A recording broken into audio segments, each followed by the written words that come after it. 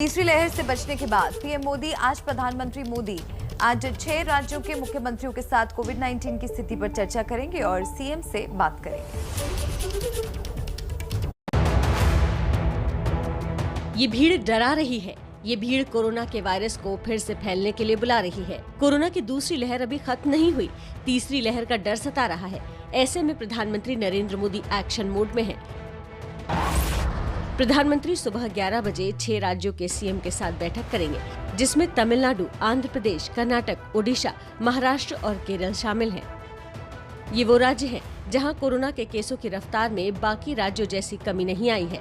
इससे पहले पीएम ने पूर्वोत्तर राज्यों के मुख्यमंत्रियों से भी बैठक की थी।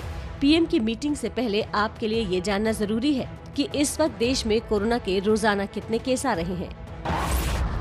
देश में गुरुवार को 41,806 नए मामले सामने आए, जिसमें 28,691 मामले इन्हीं राज्यों के हैं।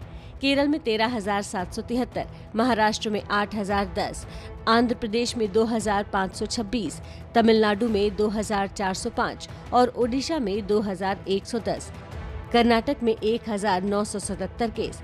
देश में इस वक्त इस वायरस को हराने के लिए टीकाकरण अभियान चल रहा है। ऐसे में अभी वैक्सीन लगाना है और नियमों का पालन करना जरूरी है, क्योंकि दुनिया के कई देशों में कोरोना का कहर फिर से शुरू हो चुका है।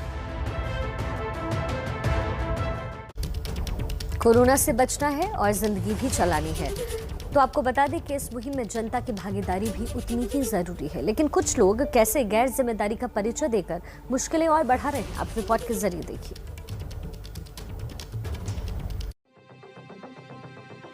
मसूरी के केम्प्टी फॉल में भीड़ की इन तस्वीरों ने देश को चिंता में डाल दिया था और अनुमानित तीसरी लहर के बीच उत्तराखंड सरकार ने भी राज्य में एंट्री के लिए RT-PCR की नेगेटिव रिपोर्ट अनिवार्य कर दी है। सरकार की कोरोना से बचाने की इस कोशिश को भी लोग चकमा देने में जुटे हैं। लोग जो RT-PCR की रिपोर्ट होती है उसको स्कैन करके और नाम वगैरह चेंज करके प्रवेश कर रहे हैं। इस पे जब जांच की गई और जो QR कोड है उससे जांच की गई तो कुछ RT-PCR इस प्रकार के पाए गए जो मैनिपुलेटेड थे।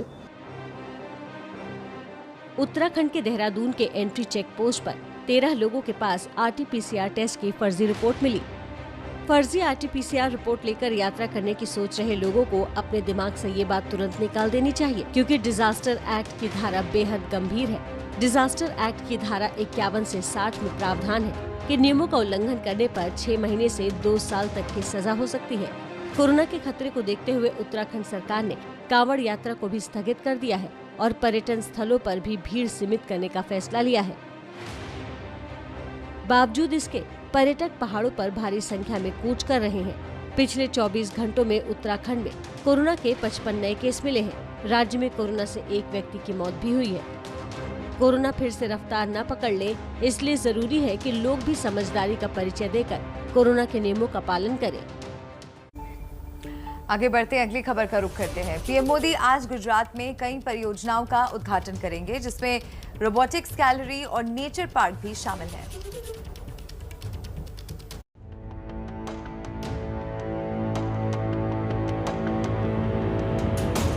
कल पीएम संसद पहुंचाने वाली अपनी कर्मभूमि काशी में थे, जो आज अपनी जन्मभूमि गुजरात में सौगातों की बौछार करने वाले हैं। आज पीएम गुजरात में कई रेल परियोजनाओं का उद्घाटन करेंगे। इसके अलावा एक्वाटिक्स, रोबोटिक्स गैलरी और नेचर पार्क जनता को समर्पित करेंगे। सबसे खास होगा देश के पहले पुनर्विकसित गांधीनगर कैपिटल रेलवे स्टेशन का उद्घाटन। पब्लिक प्राइवेट पार्टनरशिप के तहत पुनर्विकसित इस रेलवे स्टेशन में सुविधाओं की भरमार है।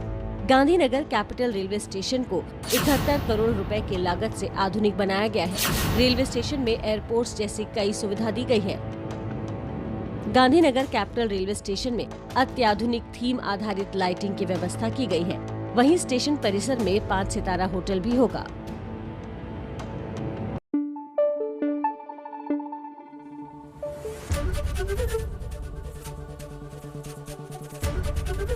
ABP न्यूज आपको रखे आगे।